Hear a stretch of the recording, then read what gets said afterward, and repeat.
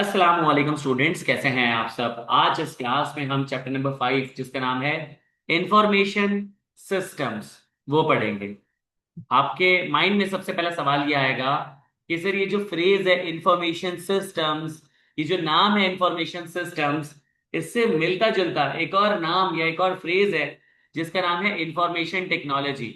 आप मुझसे पूछोगे sir what's the difference between information technology और इंफॉर्मेशन सिस्टम, इन दोनों में क्या फर्क है। चलिए सबसे पहले मैं काम नहीं करता हूँ कि आपको इन्फॉर्मेशन टेक्नोलॉजी की डेफिनेशन लिखवा देता हूँ। इन्फॉर्मेशन सिस्टम पे बाद में बात करते हैं। Information technology, IT, is any piece of technology, कोई भी ऐसी टेक्नोलॉजी और any device, any piece of technology और any electronic device. IT information technology is any piece of technology और electronic device use to maintain information, is information technology. कोई ऐसी piece of technology या कोई ऐसी इलेक्ट्रॉनिक डिवाइस जो कि information को मेंटेन करने में हेल्प करे is called information technology. Information system is people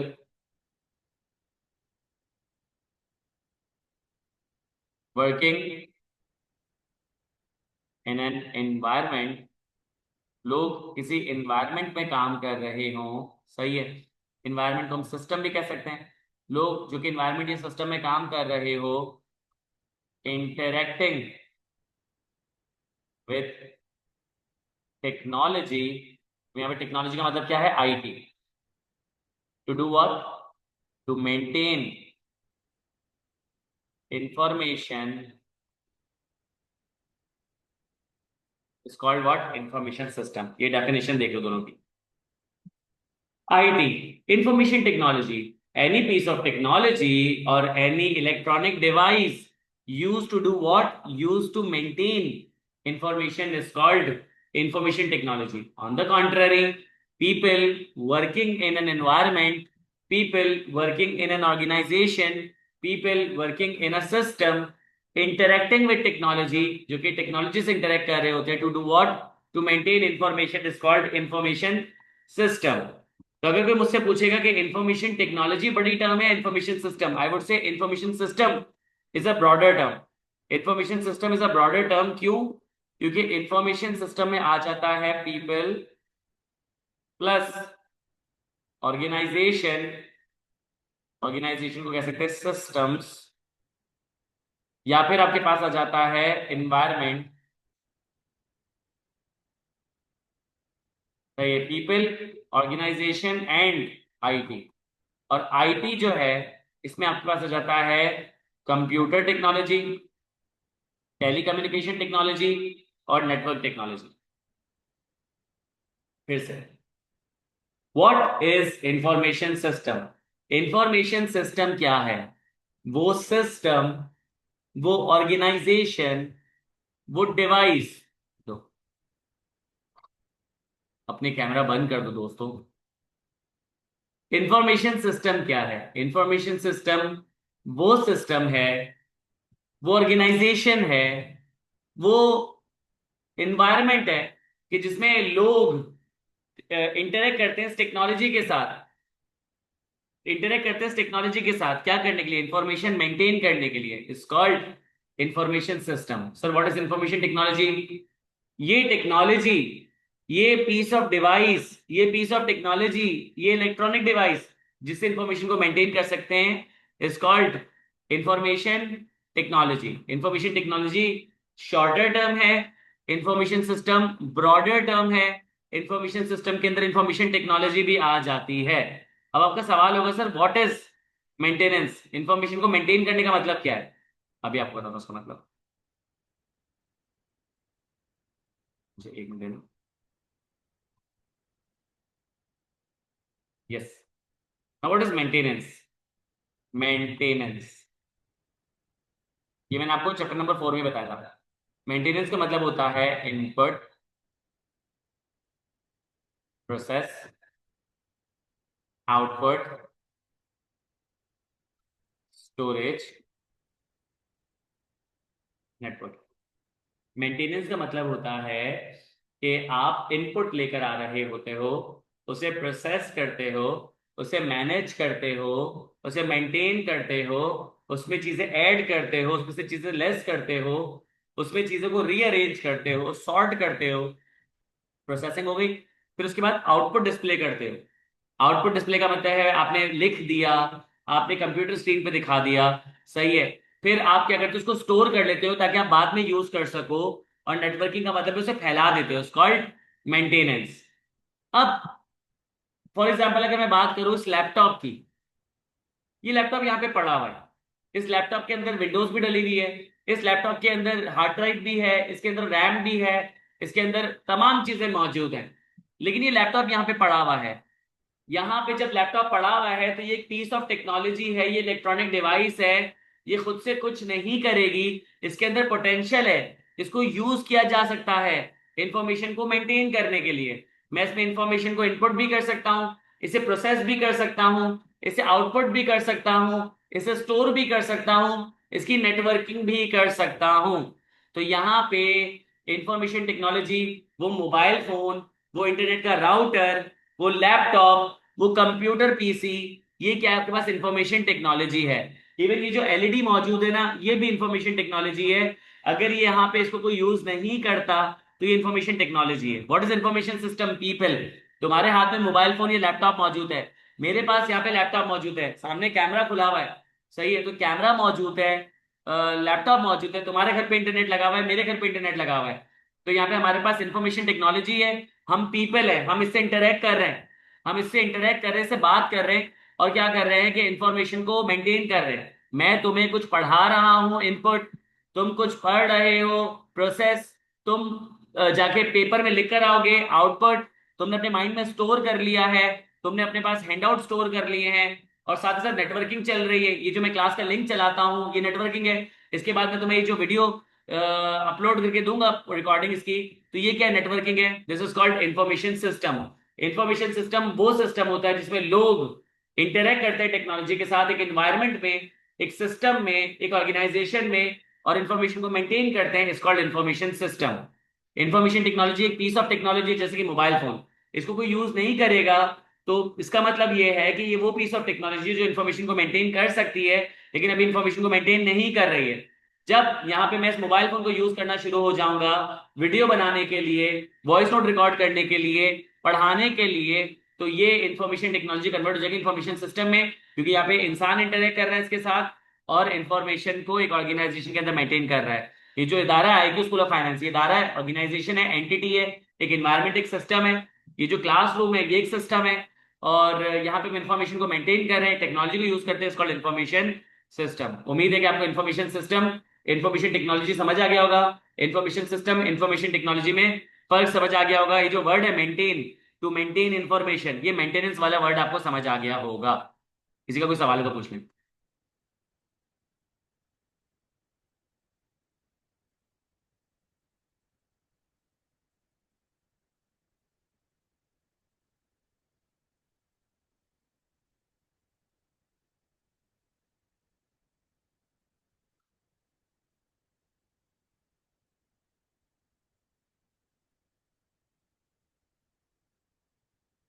चले, उम्मीद है अगर आपको मेरी बात समझ आ गई हो तो हम आगे बढ़ जाते हैं। और मुझे बता दें कि यहाँ पे जितने भी 25 पार्टिसिपेंट्स बैठे हुए हैं, क्या सबके साथ इंटरनेट का इश्यू हो रहा है? काइंडली मुझे बता दें, जितनी भी मैंने आपको बात बताई, क्या इंटरनेट का इश्यू सबके साथ हुआ है?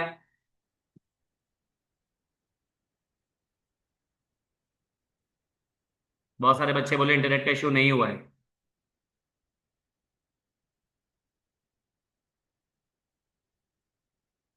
अगर ये इंटरनेट का इश्यू होता तो सबके साथ होता। इसका मतलब है कि यहाँ से तमाम चीजें जो है वो सही चल रही हैं, ठीक है, लेकिन मेरे ख्याल से ओवरऑल इशू चल रहा है, क्योंकि अगर होता तो सबके साथ होता। तो यहाँ से तो इंटरनेट बिल्कुल सही जा रहा है, सही है, लेकिन शायद आप लोगों के पास हैंग कर रहा हो।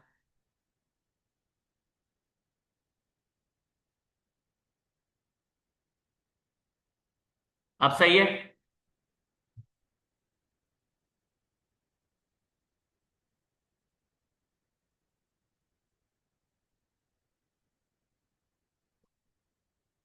और मुझे बता दो कि आपको इंफॉर्मेशन सिस्टम और इंफॉर्मेशन टेक्नोलॉजी में फर्क समझ आ गया?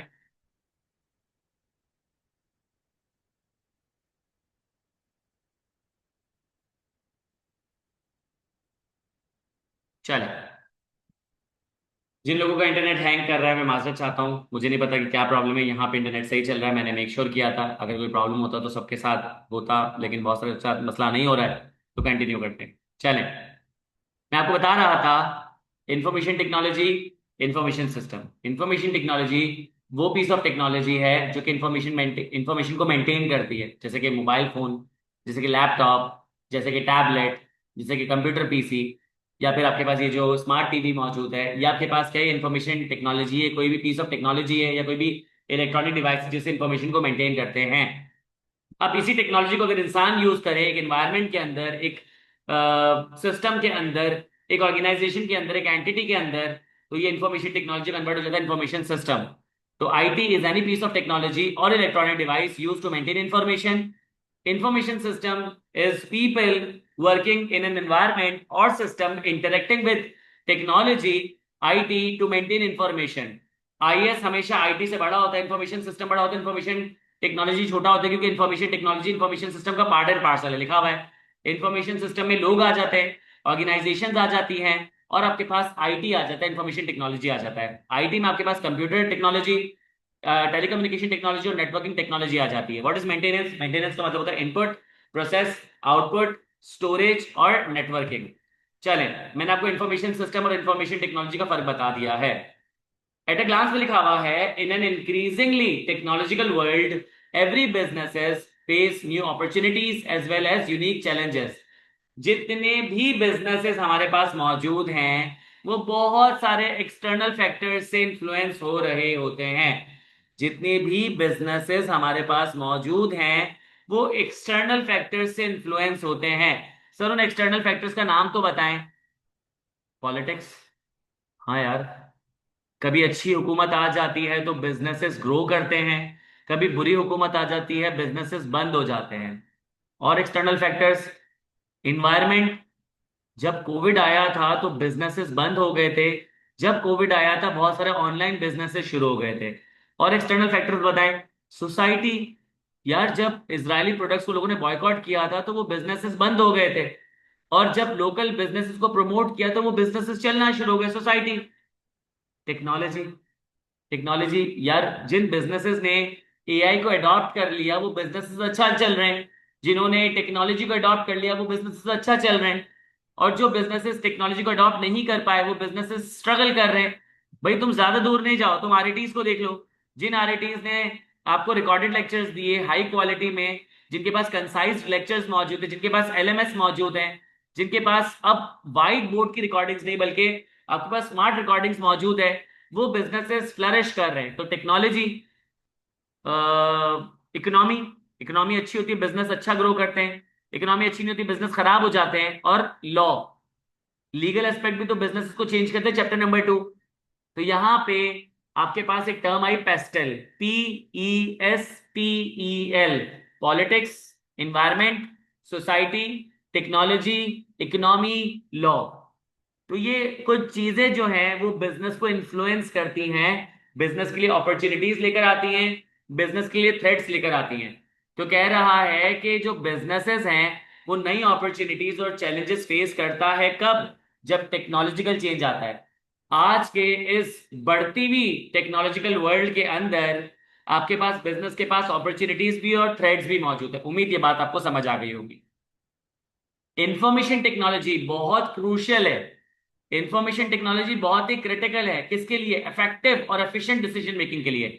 सर इफेक्टिव का मतलब क्या है? मैंने चैप्टर नंबर 4 में बताया था, मैंने चैप्टर नंबर 3 में बताया था, मैं फिर से बता रहा हूं। इफेक्टिवनेस, इफेक्टिवनेस वो एबिलिटी है, इफेक्टिवनेस वो एबिलिटी है जो कि आपके आउटकम को एनहांस कर दे। If you have the ability to enhance the outcome of your actions, if you have the ability to increase the outcome of your activity, is called effectiveness. अगर तुम्हारे पास वो एबिलिटी है कि जिससे तुम अपने आउटकम को बेहतर कर सकते हो, तुम अपने काम के आउटपुट को बेहतर कर सकते हो, is called effectiveness. What is efficiency? Efficiency का मतलब होता है वो एबिलिटी कि जिसमें तुम कम से कम रिसोर्सेज का इस्तेमाल करके ज्यादा से ज्यादा काम कर सकते हो। तो if you have the ability to use lesser resources to do more is called efficiency. Effectiveness, efficiency. Sir technology से एफिशिएंसी और इफेक्टिवनेस कैसे आती है? यहां देखो ना, इस क्लासरूम में आपके पास 40 कुर्सियां मौजूद हैं, लेकिन अगर मैं ऑनलाइन जो है पूरे कराची को पढ़ाना शुरू कर दूं, तो मैं इस जूम की आईडी पे 500 लोगों को भी पढ़ा सकता हूं। मैं आईडी को इनहांस कर दूं तो मैं 1000 लोगों को भी पढ़ा सकता हूं। मैं आईडी को मजीद इनहांस कर दूं तो 10,000 लोगों को पढ़ा सकता हूं। और अगर मैं आईडी को इनहांस कर दूं तो मैं 1 लाख लोगों को पढ़ा सकता हूं। और अगर मैं फेसबुक पे चले जाऊं और लाइव स्ट्रीमिंग शुरू कर दूं तो फिर मैं करोड़ों लोगों को भी पढ़ा सकता हूं। तो इसका मतलब ये है कि अब जो है मैं कम रिसोर्सेज का इस्तेमाल करके ज्यादा आउटपुट प्रोड्यूस कर सक रहा हूं। तो मेरा काम एफिशिएंट हो गया है, मेरा टाइम सेव हो रहा है, मेरी कॉस्ट सेव हो रही है, मेरी एफर्ट सेव हो रही है। अगर मैं 40-40 बच्चों को पढ़ाता और मुझे 200 बच्चों को पढ़ाना होता तो मैं 5 बार वो चीज ऑन कैंपस पढ़ाता।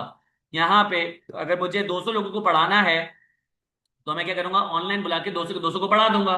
तो यहाँ पे आपका टाइम सेव हुआ, कॉस्ट सेव हुआ, एफर्ट सेव हुई, तो उसका मतलब एफिशिएंसी बढ़ गई। तो efficiency is the ability in which you do your work using lesser time, lesser cost and lesser efforts. आप कम से कम टाइम, कम से कम कॉस्ट, कम से कम एफर्ट्स लगाते हो, उसका मतलब यू आर बीइंग एफिशिएंट। तो इन्फॉर्मेशन बहुत क्रिटिकल है कि आप इफेक्टिव और एफिशिएंट डिसीजन मेकिंग कर सकते हो। एक बंदे के पास इंफॉर्मेशन ही नहीं है, वो डिसीजन मेकिंग कैसे करेगा? तो उसको इन्फॉर्मेशन गैदर करनी पड़ेगी। तो जितनी ज्यादा इंफॉर्मेशन उतनी एफिशिएंट डिसीजन मेकिंग। उसके पास इंफॉर्मेशन नहीं है, अरे वो गलत डिसीजन मेकिंग करेगा। तो जितनी ज्यादा इंफॉर्मेशन, जितनी अवेलेबल इंफॉर्मेशन, उतनी इफेक्टिव डिसीजन मेकिंग।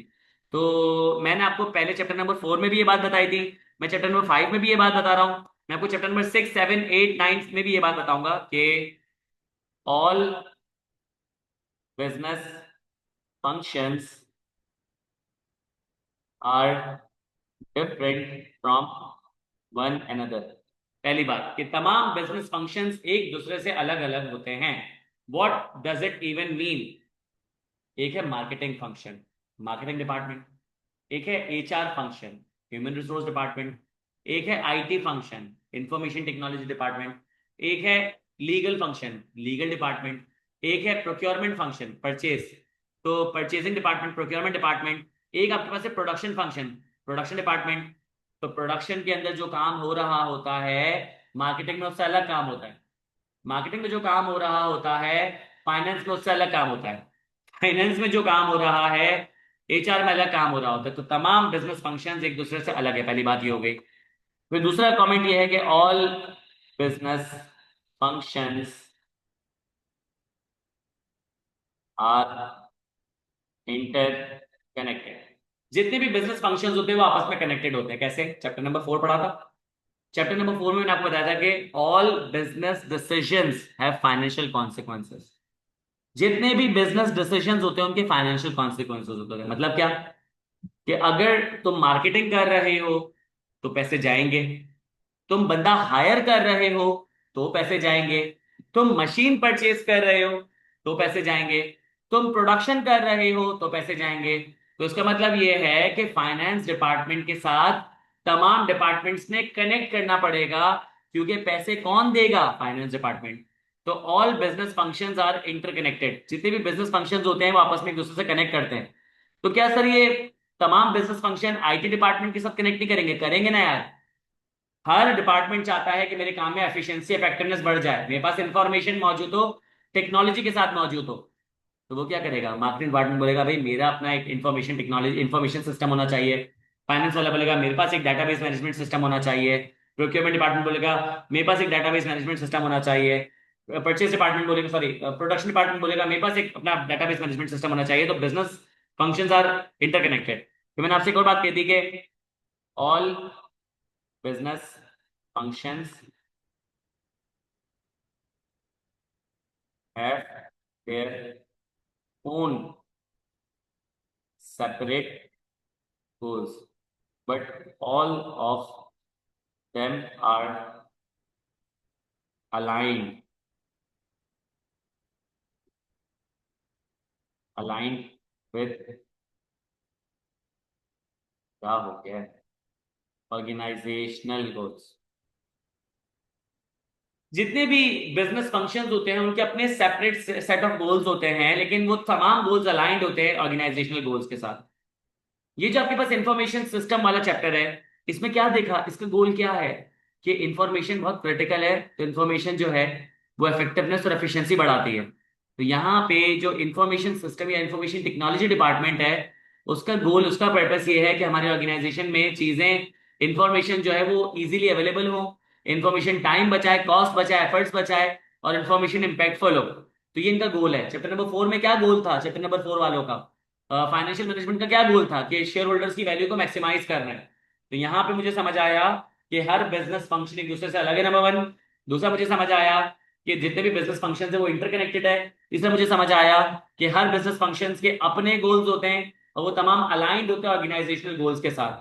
तो चैप्टर नंबर 4 फाइनेंशियल मैनेजमेंट का गोल क्या था, शेयर होल्डर्स की वैल्यू मैक्सिमाइज करना। तुम शेयर होल्डर्स की वैल्यू को मैक्सिमाइज करोगे तो बिजनेस के गोल्स अचीव होंगे। यहाँ पे आईटी का फंक्शन क्या है कि तमाम चीजों में एफिशिएंसी और इफेक्टिवनेस आ जाए। जब तमाम चीजों में एफिशिएंसी इफेक्टिवनेस आएगी तो ऑर्गेनाइजेशनल गोल्स अचीव हो जाएंगे, प्रॉफिट मैक्सिमाइज होना शुरू हो जाएंगे। उम्मीद है कि ये बात आपको समझ आ गई हो। आगे लिखा हुआ है कि ये जो चैप्टर है फोकस करता है कि इंफॉर्मेशन सिस्टम का यूजेज क्या है। देखो, एक यूजेज होता है हॉरिजॉन्टल, मार्केटिंग में भी यूज होता है इंफॉर्मेशन सिस्टम, फाइनेंस में भी होता है, एचआर में भी होता है, प्रोक्योरमेंट में भी होता है, प्रोडक्शन में भी होता है, एडमिनिस्ट्रेशन में भी होता है, सिक्योरिटी में भी होता है। सब में internet sorry information system use हो रहे होते हैं। इंफॉर्मेशन सिस्टम वर्टिकली भी तो यूज होता है, top management, middle management, lower management. Top management क्या करती है, स्ट्रेटेजिक डिसीजन मेकिंग करती है। जो मिडिल मैनेजमेंट होती है टैक्टिकल डिसीजन मेकिंग करती है, और जो लोअर मैनेजमेंट होती है वो ऑपरेशनल डिसीजन मेकिंग कर रही होती है। उम्मीद है कि ये बात आपको समझ आ गई होगी। किसी का कोई सवाल है तो प्लीज पूछ लें यहाँ पे। 3 पॉइंट्स मैंने आपको पढ़ा दिए।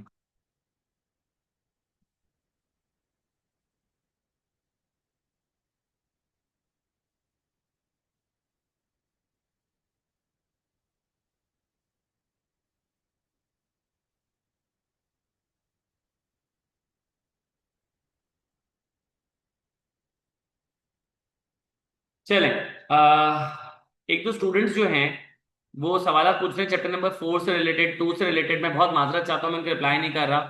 रीजन ये है कि बच्चों ये चीजें जो है मैं आपको जवाब दूंगा जब हम क्यूएनए सेशन रखेंगे। आज हमारा फोकस है चैप्टर नंबर 5 में। मैं चैप्टर नंबर 4 डिस्कस करने बैठ जाऊंगा तो जो हम लोगों ने 4 दिन के अंदर बहुत स्लोली और ग्रेजुअली चैप्टर नंबर 4 पढ़ा था उसका पर्पस क्या हो जाएगा। सही है। अब तक मैंने आपको क्या बातें बता दी है वो मैं आपको रिपीट करवा दूं, उसके बाद जो है हम आगे चलते हैं। ठीक है, थोड़ा सा रिपीटेटिव चल रहा है लेकिन जरूरी भी है, क्योंकि बच्चे जो है वो शायद पहली बार भी पढ़ रहे हो। तो वापस से chapter number 5, information system.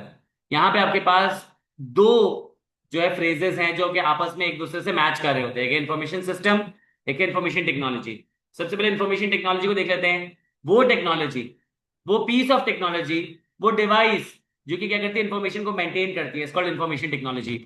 Mobile phone, ये एलईडी, ये कैमरा, ये लैपटॉप, वो इंटरनेट का राउटर, ये टेक्नोलॉजी है। ये इंफॉर्मेशन को मेंटेन करती है, इंफॉर्मेशन टेक्नोलॉजी।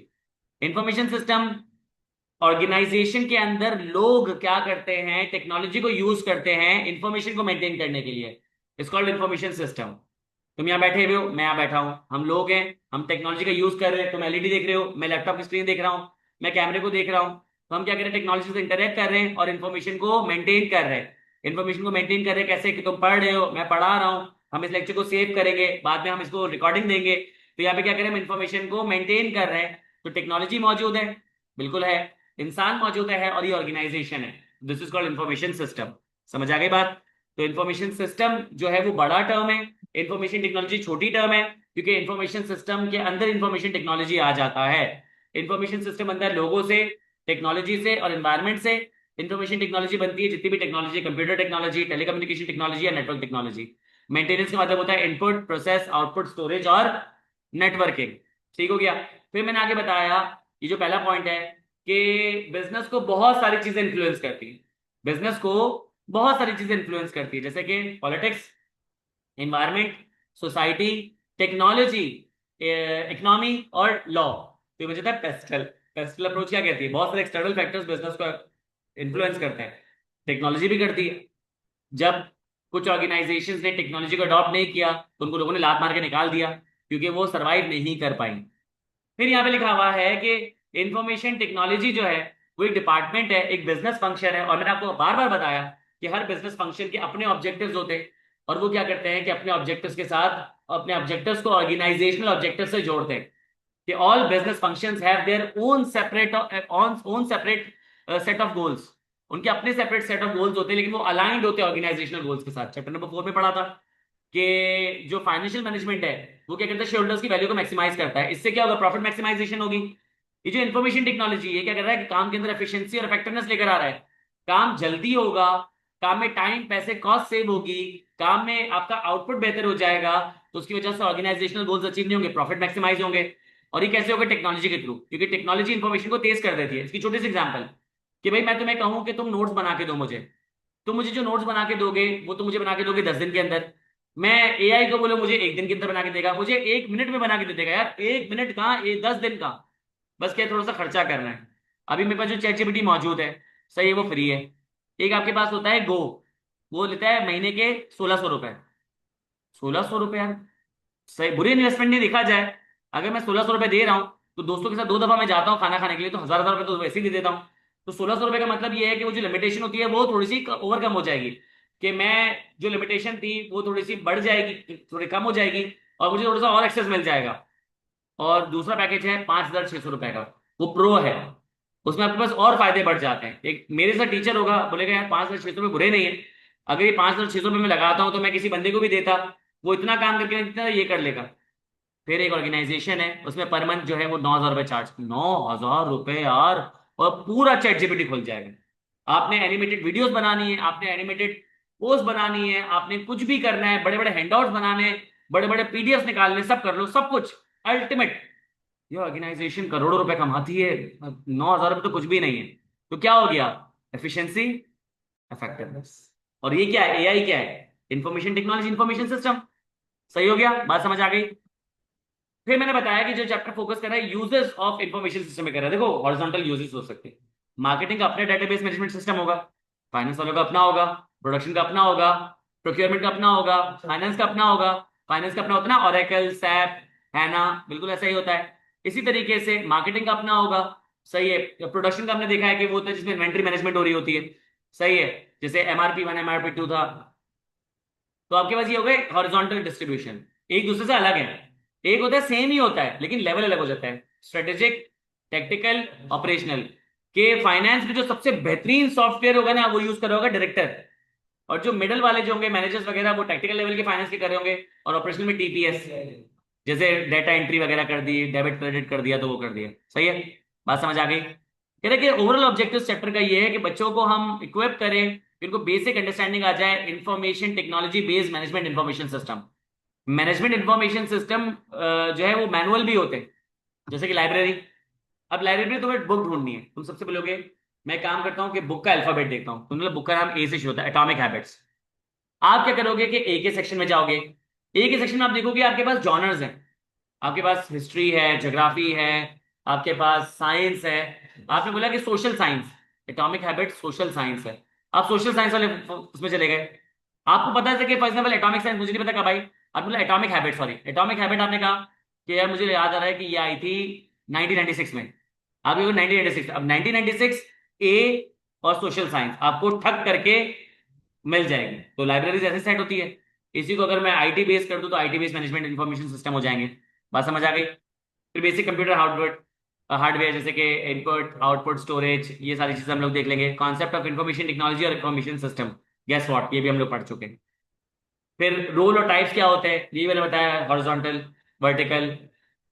इंफॉर्मेशन सिस्टम एक सिस्टम है, और सिस्टम को बनाने के लिए आपको कुछ एलिमेंट्स चाहिए होते हैं। हमने चैप्टर नंबर 3 में पढ़ा था, ऑर्गेनाइजेशनल स्ट्रक्चर एक स्ट्रक्चर है, इस स्ट्रक्चर को बनाने के लिए कुछ कंपोनेंट्स, कुछ एलिमेंट्स चाहिए होते हैं। तो ये इंफॉर्मेशन सिस्टम है। बाय द वे मैंने बताया नहीं कि वर्ड इंफॉर्मेशन का मतलब क्या होता है।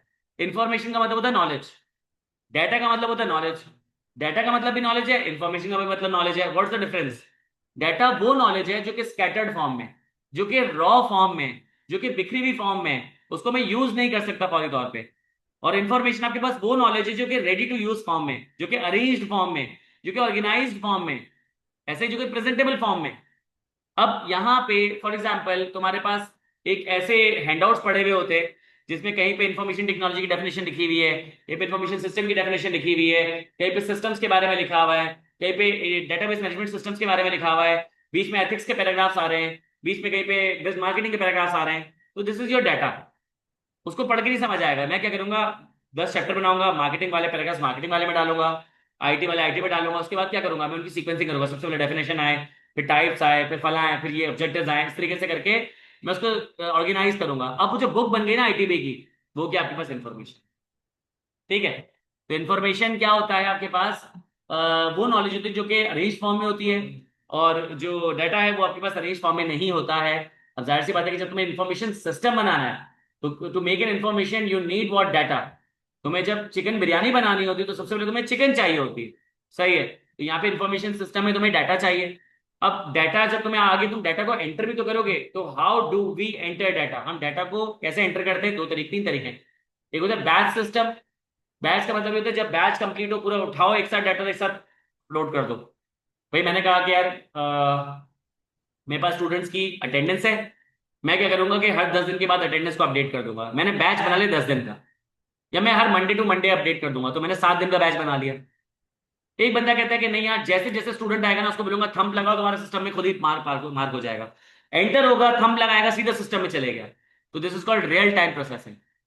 अब एक बंदा आया, तो रियल टाइम तो था, लेकिन बोला कि यार वो ऑनलाइन नहीं हुआ हुआ है। सही है। तो मुझे बताओ मैं क्या करता हूँ कि यहीं से बैठ के टाइप करके सिस्टम पे लगा देता हूँ। तो अब क्या है कि आपके पास जो है वो ऑनलाइन नहीं है, बल्कि रियल टाइम हो गया। तो ऑनलाइन का मतलब होता है कि रियल टाइम है, लेकिन सिर्फ सिस्टम उस पर चलेगा, इंटरनेट पे चलेगा। और रियल टाइम का मतलब क्या है कि ऑनलाइन भी चल जाएगा और ऑफलाइन भी चल जाएगा।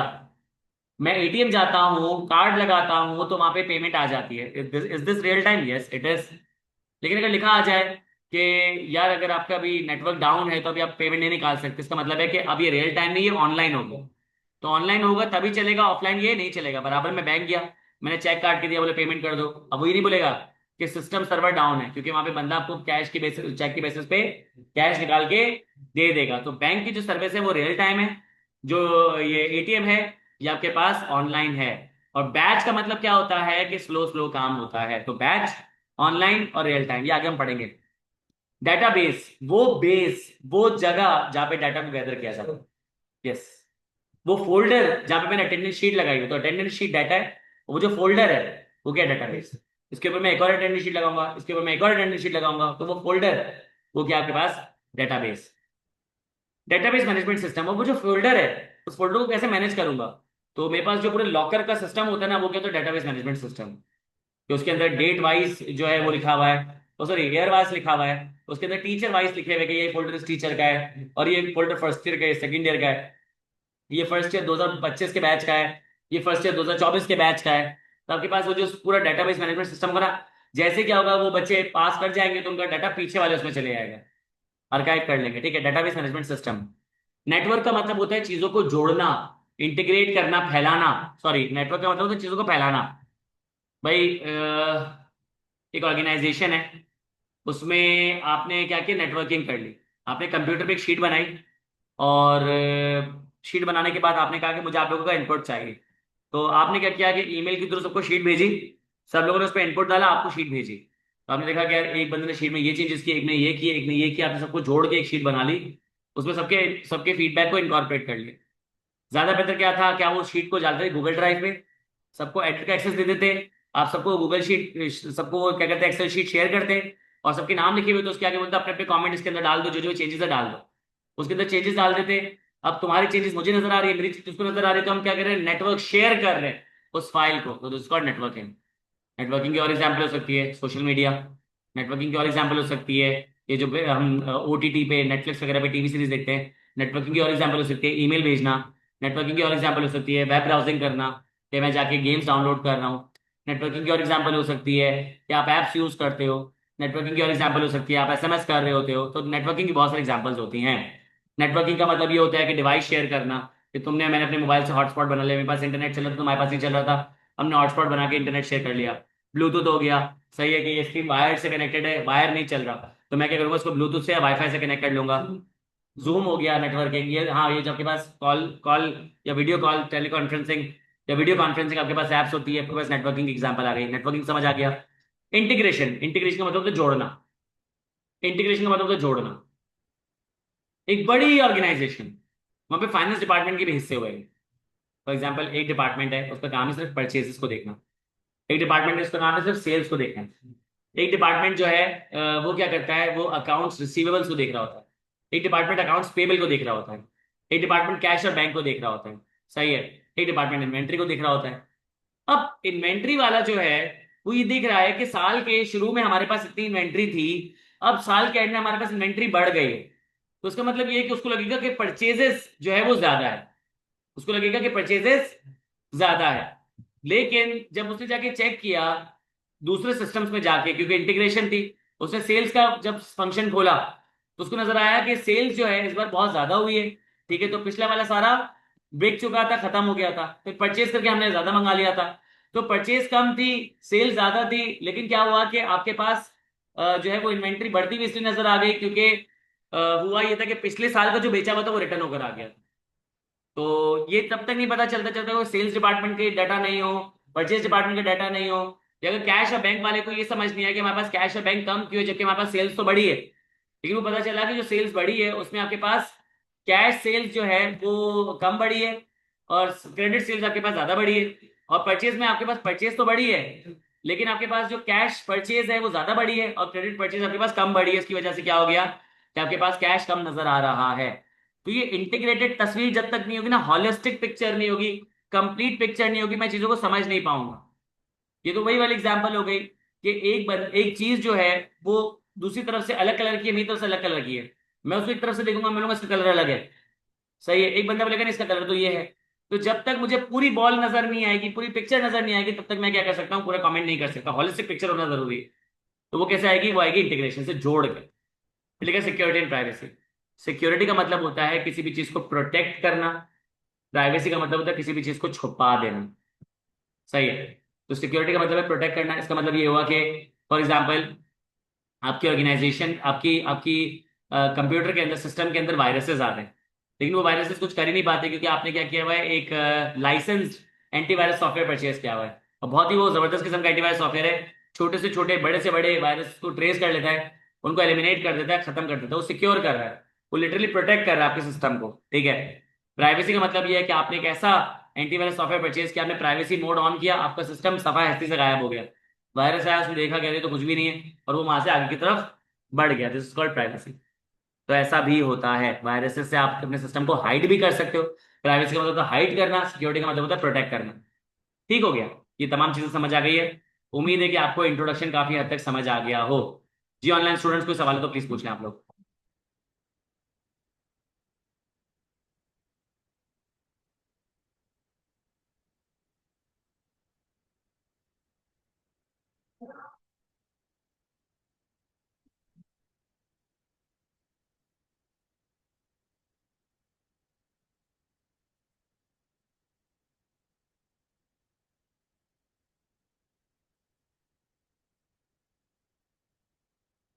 टेस्टिंग, मैं फिर से माजरत चाहता हूँ, मैं चैप्टर नंबर 4 का जवाब नहीं दूंगा इस क्लास में।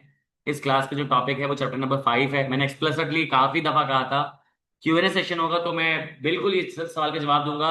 मैंने जहां पे तुम्हें चैप्टर नंबर 4 के सवाल के जवाब दिए ना, तो क्या होगा, पूरी क्लास डिटेल हो जाएगी। हमारे पास अब 15 मिनट बच गए। मैं बिल्कुल इंशाल्लाह किसी क्लास में Q&A करूंगा, मैं इसका आंसर जरूर कर दूंगा। बहुत माजरत, मैं चैप्टर नंबर 4 का आंसर नहीं कर सकता। ठीक है। चैप्टर नंबर 4 में मैं आंसर कर दूंगा जिसमें हम Q&A सेशन रखेंगे। ठीक है। मैं आंसर कर दूंगा, मैं ग्रुप में बता दूंगा, तो आप चैप्टर नंबर 4 के सवाल पूछ लीजिएगा। अगला हमारे पास टॉपिक है रोल ऑफ इंफॉर्मेशन सिस्टम। अब ये देखने के लिए तो सिर्फ एक पैराग्राफ है, लेकिन इसके अंदर भी बहुत सारे एमसीक्यूज आते हैं। तो मैं इनको रीड कर रहा हूँ और स्पीड में एक्सप्लेन कर देता हूँ ताकि हम आगे इंपॉर्टेंट टॉपिक्स की तरफ चले जाएं।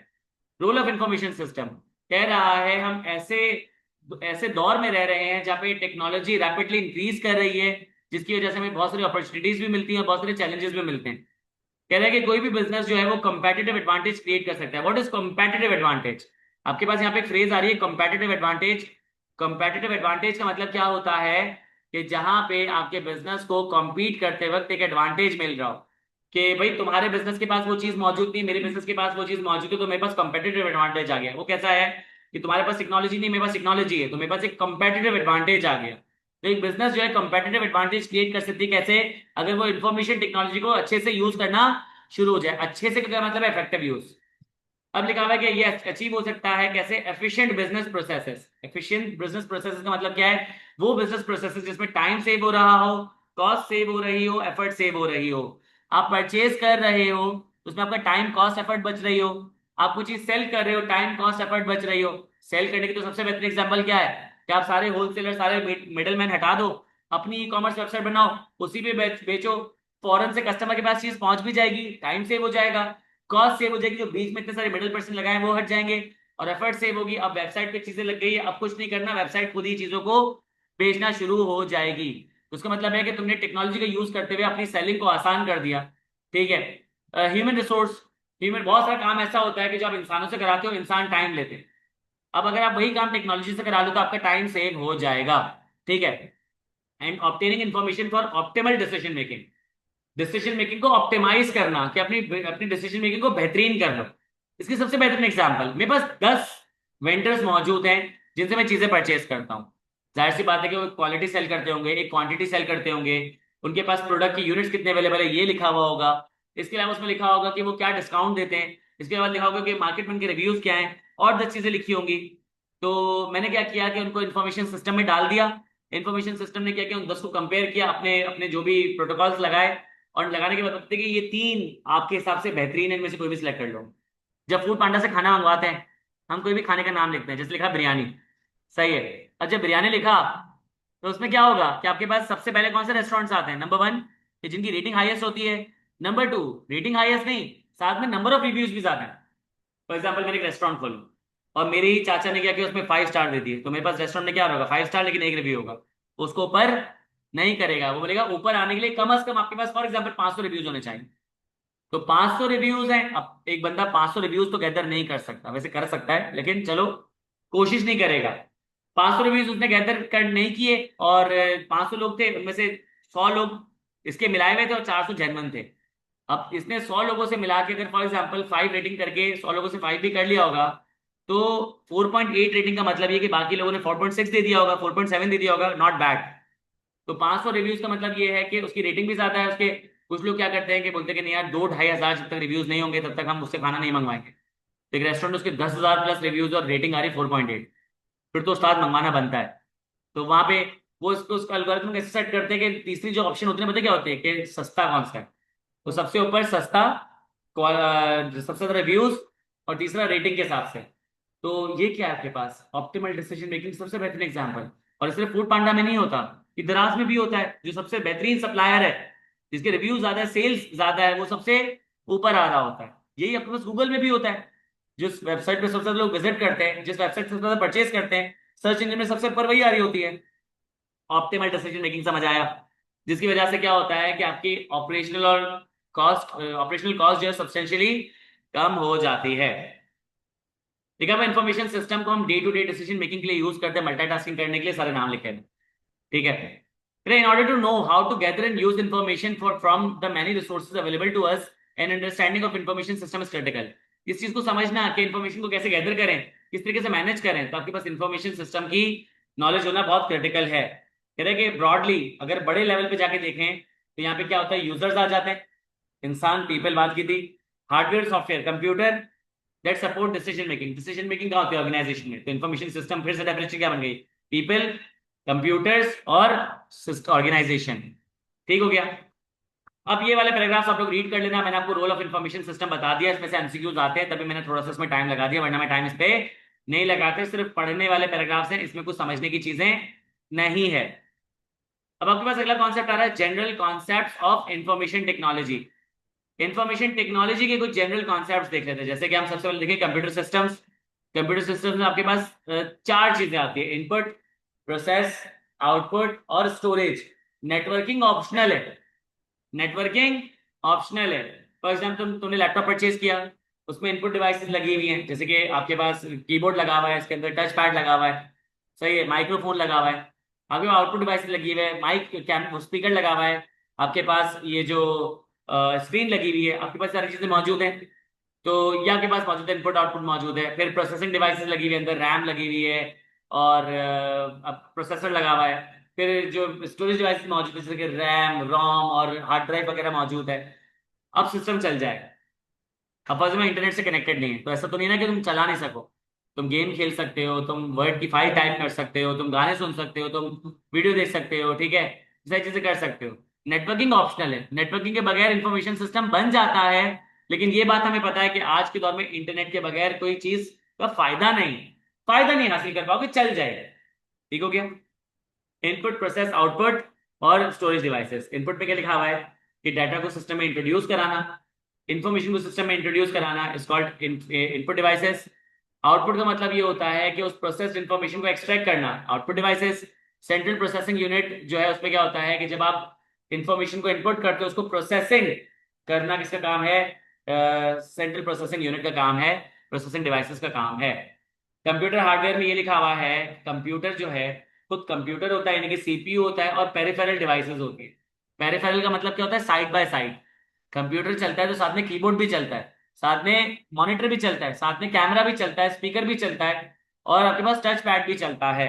ये क्या कहलाती है, पेरिफेरल डिवाइसेस। तो कंप्यूटर खुद, लेकिन साथ में इनपुट आउटपुट और स्टोरेज डिवाइसेस भी साइड बाय साइड चलती है, लिखा हुआ है side by side, it's called peripheral equipment. तो कंप्यूटर हार्डवेयर में कंप्यूटर खुद आ गया, और जितने भी इनपुट आउटपुट स्टोरेज और नेटवर्किंग डिवाइसेस आती है वो भी आ जाती है। ठीक है। फिर लिखा हुआ है कि जो कंप्यूटर जो है वो आपके पास अलग अलग रेंजेस में है। सबसे बड़ा जो सिस्टम होता है वो होता है सुपर कंप्यूटर, और जो सबसे छोटा कंप्यूटर होता है वो आपके पास हैंड हेल्ड डिवाइसेस होती है, मोबाइल फोन। सही है, ये आपके पास मौजूद है। ये तो खैर बहुत पुरानी इंफॉर्मेशन दे रहे हैं ये लोग।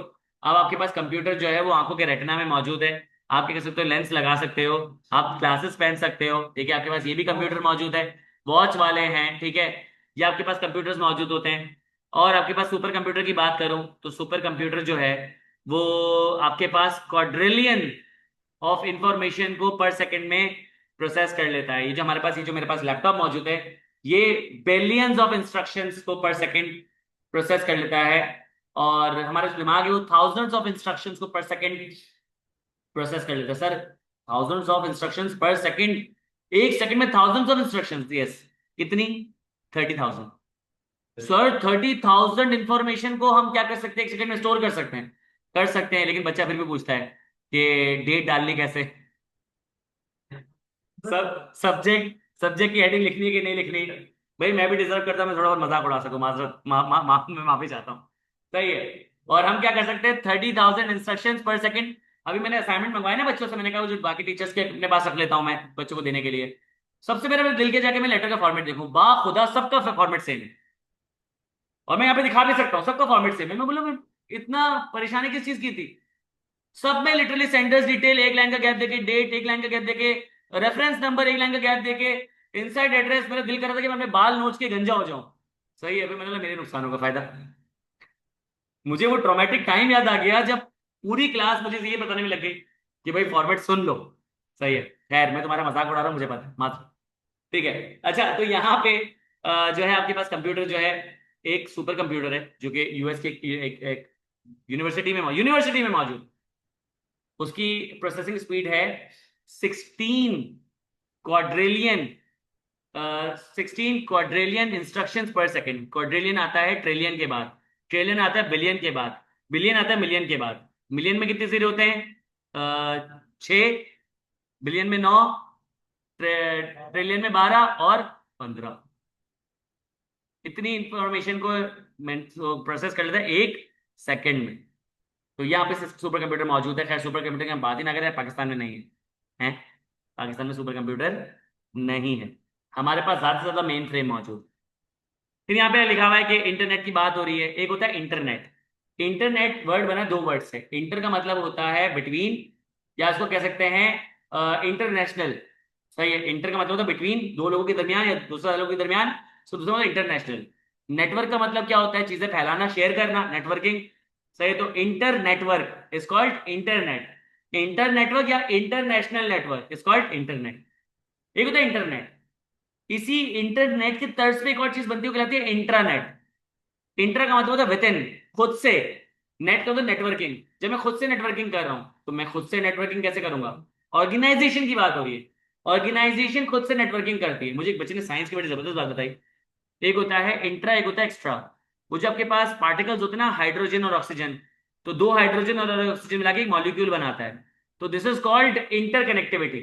और उसने बताया कि एक जो मॉलिक्यूल दूसरे मॉलिक्यूल से मिलता है, सही है, तो ये कहलाएगा सॉरी ये वो कहलाएगा इंट्रा, और ये कहलाएगा कि एक मॉलिक्यूल दूसरे मॉलिक्यूल से मिलेगा, कहलाएगा इंटरकनेक्टिविटी। तो हाइड्रोजन हाइड्रोजन और ऑक्सीजन मिल रहा है, दिस इज इंट्रा कनेक्टिविटी। और मॉलिक्यूल, यस, वो हो जाएगा इंटर इंटर मॉलिक्यूल, सही है। तो यहाँ पे वो जो हाइड्रोजन दो हैं और जो ऑक्सीजन है वो एक ऑर्गेनाइजेशन के अंदर बैठे हुए, एक मॉलिक्यूल के अंदर बैठे हुए। तो यहाँ पे अगर मैं आईक्यू स्कूल ऑफ फाइनेंस के स्टूडेंट से बात करूं, तो ये क्या कहलाएगा, ये कहलाएगा इंट्रानेट, सही है। और अगर मैं क्या करूँ कि बाकी इंस्टीट्यूट के बच्चों को भी ले लूं, this is called what, internet, this is called what, internet. अब यहाँ पे ऐसा हो कि एक ऑर्गेनाइजेशन का इंट्रानेट है और दूसरे ऑर्गेनाइजेशन का इंट्रानेट है, लेकिन वो क्या करे कि अपना इंट्रानेट दूसरे इंट्रानेट के लिए खोल दें, और ये वाला इंटरनेट अपना इंटरनेट दूसरे इंटरनेट के लिए, दिस कॉल्ड एक्स्ट्रानेट। एक तो क्या, इंटरनेट सबके लिए मौजूद है, जो चाहे लेके चले जाए, दराज खोला परचेज किया चले गए, this is called internet. Internet क्या होता है, एक ऑर्गेनाइजेशन है जिसके अंदर प्रोटोकॉल चल रहे हैं, उसको कोई भी पेनिट्रेट नहीं कर सकता, इंटरनेट। दूसरी ऑर्गेनाइजेशन है, उसके अपने प्रोटोकॉल से आपस में एम्प्लॉय शेयर करते हैं, कोई पेनिट्रेट नहीं कर सकता, इंटरनेट।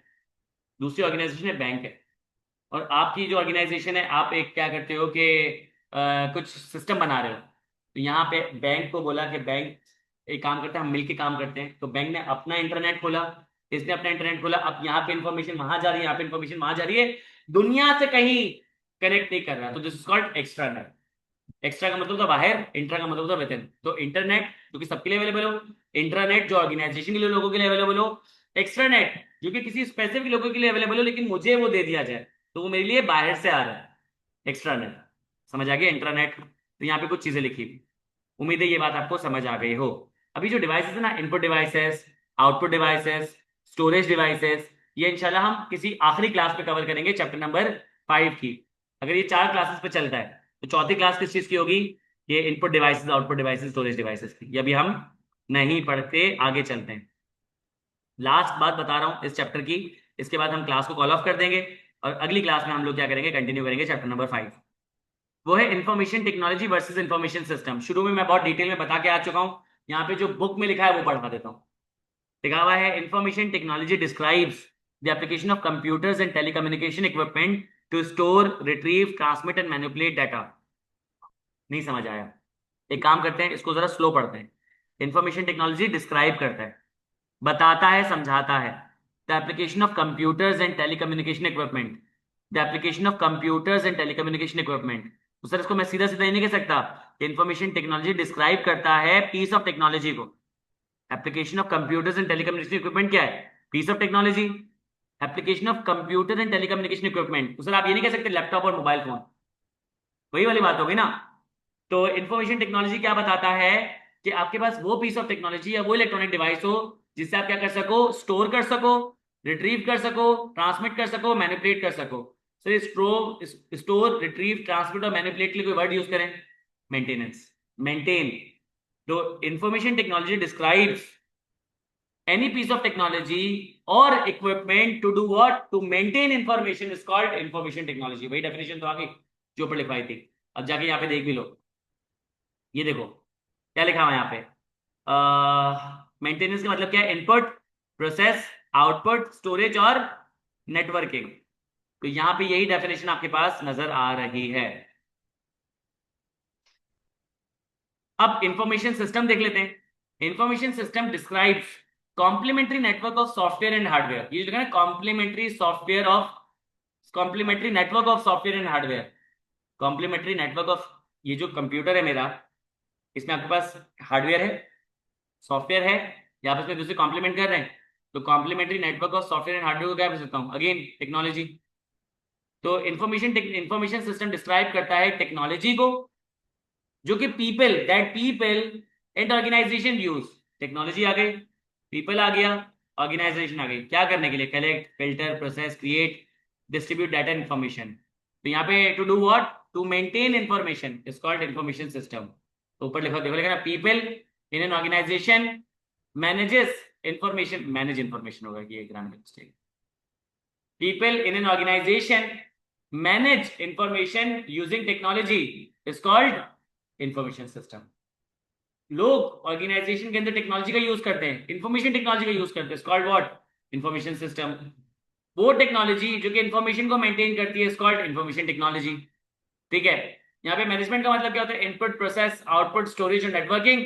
और जो टेक्नोलॉजी होती है उसमें आपके पास कौन सी टेक्नोलॉजी आ जाती है, देखो क्या लिखा हुआ है, the term typically associated with computer technology और कंप्यूटर नेटवर्क, नेटवर्किंग टेक्नोलॉजी आ गई, और ये आ गई टेलीकम्युनिकेशन टेक्नोलॉजी। तो computer technology, telecommunication technology, networking technology is called information technology. People, information technology, organization is called information system. वही बात यहाँ पे बताई थी, वही बात यहाँ पे बता दी है। उम्मीद है बात आपको समझ आ गई होगी। किसी का कोई सवाल है तो प्लीज पूछ लें।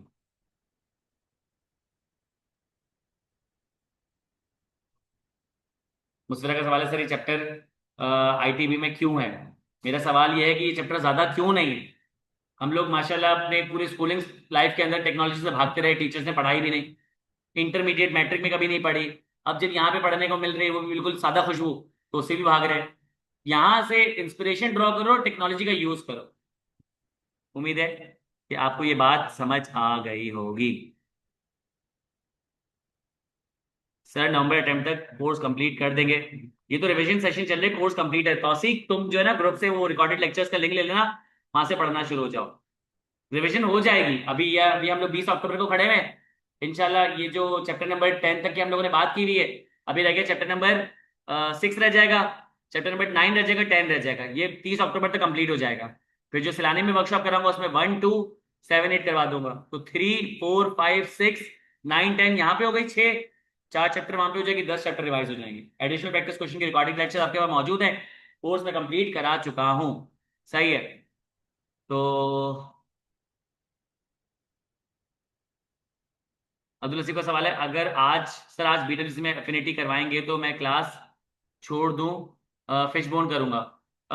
एक दो फिशबोन है, एक दो एफिनिटी, क्योंकि पिछली क्लास में मैंने 3, 4 फिशबोन कराए थे, 2, 3 एफिनिटी करवाए थे। इस बार मैं क्या करूंगा, 3, 4 एफिनिटी करवाऊंगा, एक दो फिशबोन करवाऊंगा। अगर छोड़ना भी तो कोई मसला नहीं है, तुम्हें बात समझ आ गई है तो आगे बढ़ जाओ। हर बंदा हर क्लास ले जरूरी नहीं है। तो यहाँ पे मैंने जो है वो चैप्टर नंबर 5 जहां तक पढ़ाया, उम्मीद है आपको समझ आ गया होगा।